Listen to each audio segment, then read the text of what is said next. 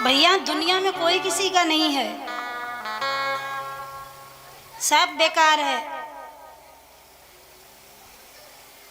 सब छूटना है।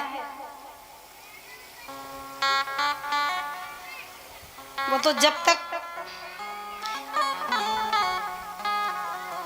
तुमने जिनको अपना मान रखा है वो तुम्हारे नहीं है, और जिसको तुमने अपना नहीं मान रखा है वही तुम्हारा है।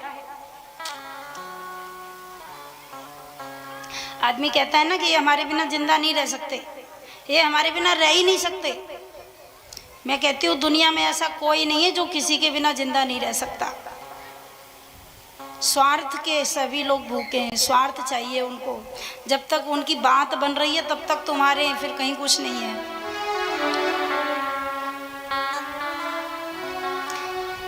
एक गुरुजी एक आश्रम पे रहते थे, तो गुरुजी का एक चेला था, ध्यान देना।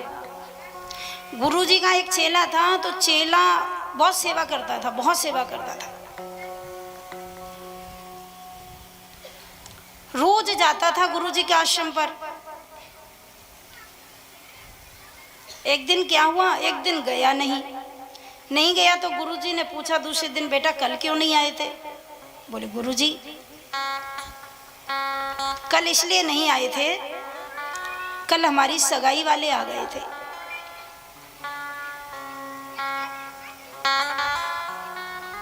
कल हमारी सगाई वाले आ गए थे।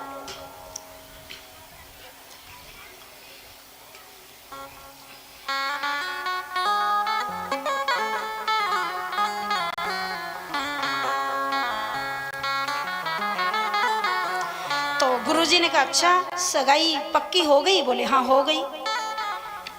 गुरुजी ने कहा ये तो खुशी की बात है, लेकिन बेटा अब तुम हमसे गए। गुरुजी ने कहा अब तुम हमसे गए।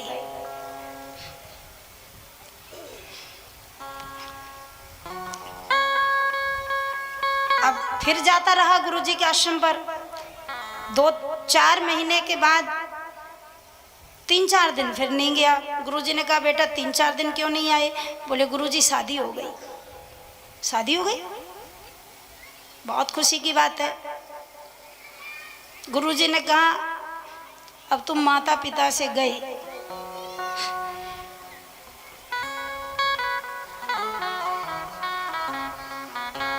अब फिर रोज जाता रहा। जाते जाते 1 साल हो गई। 1 साल के बाद 2 दिन फिर नहीं गया। गुरुजी ने कहा बेटा 2 दिन फिर क्यों नहीं आए? बोले गुरुजी बेटा पैदा हुआ है, आपके आशीर्वाद से पुत्र पैदा हुआ है। तो गुरुजी ने कहा अब तुम अपने आप से गए।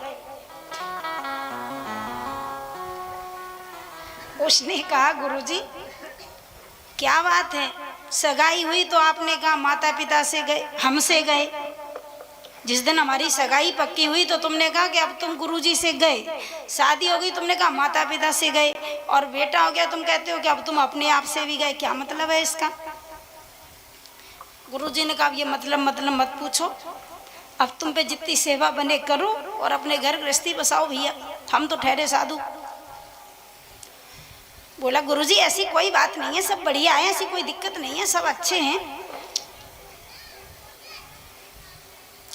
गुरुजी ने कहा बेटा ये संसार मिथ्या है, कहीं कोई किसी का नहीं है, सब बेकार हैं। बोला गुरुजी देखो हम तुम्हारी सेवा तो करते हैं, लेकिन हमारे घर के लोग इतने अच्छे हैं कि हमारी माँ हमारे पिता हमारे बिना जिंदा नहीं रह सकते, और पत्नी भी बहुत अच्छी आई है, हम नहीं जाते तब तक भोजन ही नहीं करते। गुरुजी ने कहा ये तो अच्छी बात है, संस्कार अच्छे हैं, लेकिन बेटा कोई किसी का नहीं है, सब झूठा संसार है।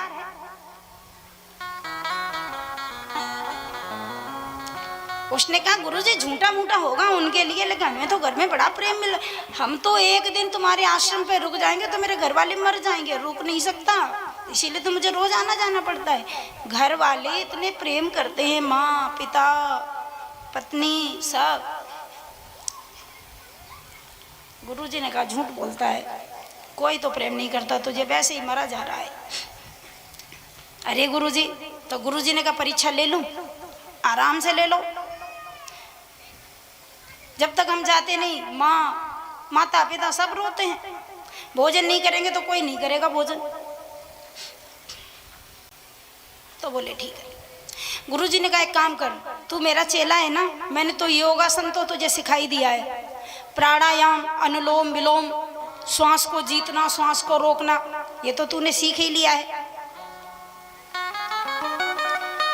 आज तू अपने घर पे जाना और घर पे जाकर के बोलना कि मुझे बड़ी जोर से बुखार आ गया है, और पड़ा रहना, कुछ करना नहीं, बुखार का बहाना बना लेना, और रात्रि के समय जैसे ही रात्रि हो जाए तो श्वास रोक लेना, ऐसी श्वास रोक लेना कि किसी को पता न चले कि तू श्वास ले रहा है। फिर मैं देखता हूं कि तुझे कौन कौन प्रेम करता है।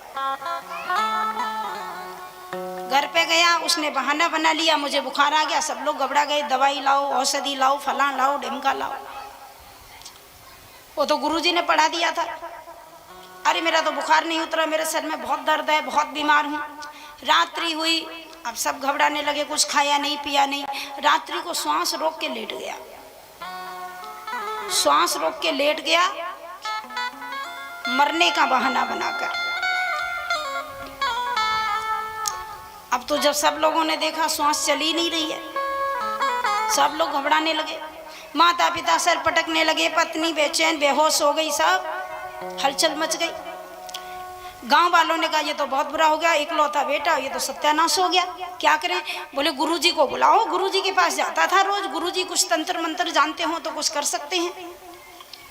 गुरुजी को बुलाया गया, गुरुजी आए। गुरुजी ने देखा श्वास रोक के लेटा है आराम से। गुरुजी ने कहा कि देखो भैया, ये तो चला गया, खेल खत्म है। माताजी ने कहा गुरुजी आप कैसे बोलते हो, इसके बिना मैं जिंदा रहूंगी? पिताजी ने कहा मैं जिंदा नहीं रहूं, पत्नी कहती है कि मेरे तो यही थे सब कुछ, मैं तो प्राण दे दूंगी।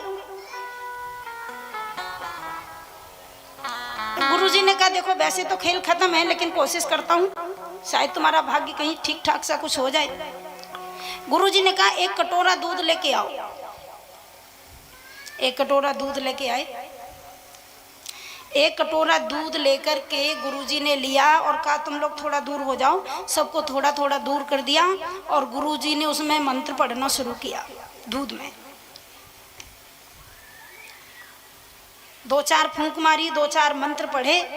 गुरुजी ने कहा कि देखो ऐसा है, एक उपाय है, ये तो मर गया, लेकिन एक बात जरूर है कि ये दूध मैंने मंत्रों से अभिमंत्रित कर दिया है। अब इस दूध को जो पी लेगा वो तो मर जाएगा और ये जिंदा हो जाएगा।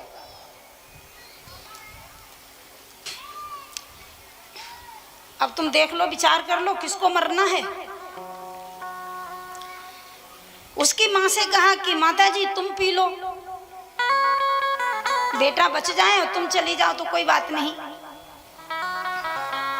माताजी ने कहा कि देखो महाराज, बेटा तो बहुत प्यारा है, पर ये बहू है ना, नंबर 1 की बहुत हरामखोर है। ये हमारे बुढ़े को मार देगी, ये कभी रोटी नहीं देती है ढंग से। मैं मर गई तो मेरा तो बुढ़ा ही मर जाएगा। अब महाराज मुझे मरने को कहती है तो इतनी दुष्टनी है ये कि मेरे पुत्र को, मेरे इनको पति को रोटी नहीं देगी। अब ये बेचारे तड़पेंगे, मर जाएंगे। अब पत्नी हूँ तो पत्नी का धर्म है कि पति की तो जो कुछ करनी है खुशामद। अभी ये तो जो हो गया सो हो ही गया, क्या करें। अब माताजी ने पीने से मना कर दिया। पिताजी से कहा तुम पी लो। पिताजी ने कहा यही समस्या हमारे साथ है कि हमारे मरने के बाद इसको रोटी नहीं मिलेगी। वो तो जब तक हम हैं तब तक चल रहा है, नहीं तो एक दूसरे को रोटी बहू क्या देती थोड़ी है। बहुत बेकार है, बहू घर में आ गई है। गुरुजी ने कहा छोड़ो सारी बातें। पत्नी से कहा देवी तुम्हारे तो पति ही चले गए, तुम्हारा होगा भी क्या, तुम ही पी लो। पत्नी बोली महाराज आना जाना तो लगाई है, वैसे नहीं जाते तो अच्छी बात थी, अब चले ही गए तो ऐसी बात है कि देखो पिता के मरने के बाद तो बच्चे पल भी जाते हैं, माँ के मरने के बाद तो बर्बादी हो जाती है, तुम जानते हो। अब हो गया सो हो ही गया, जो हो नहीं सो हो गई, क्या करें, देखेंगे बच्चों का पालन करेंगे।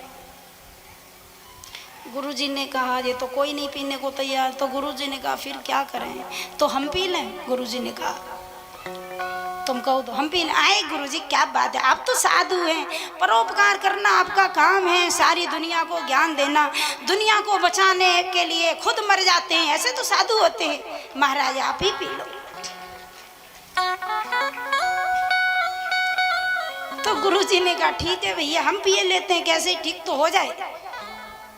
अब वो दूध का कटोरा गुरुजी ने लिया, समूह से लगाया, चल करके पूरा पी गए।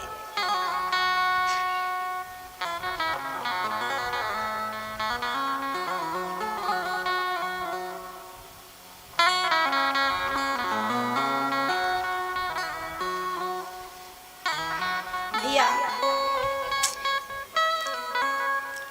राधे राधे राधे। अब गुरुजी ने पिया दूध का कटोरा। अरे गुरुजी कितने अच्छे हैं आप।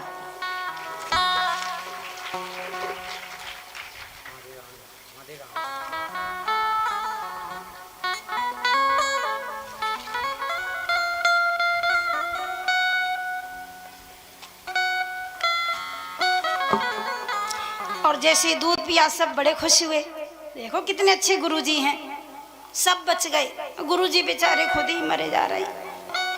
गुरुजी ने दूध पी लिया, लेकिन गुरुजी की तो नौटंकी थी, वो भी सांस रोके पड़ा था, वो सब देख रहा था क्या हो रहा है तमाशा। और जैसे ही गुरुजी ने पिया एक कटोरा दूध, बस तो एक कटोरा दूध पी लीनी संत डकार। कटोरा दूध भर के पी के एक डकार ली संत ने।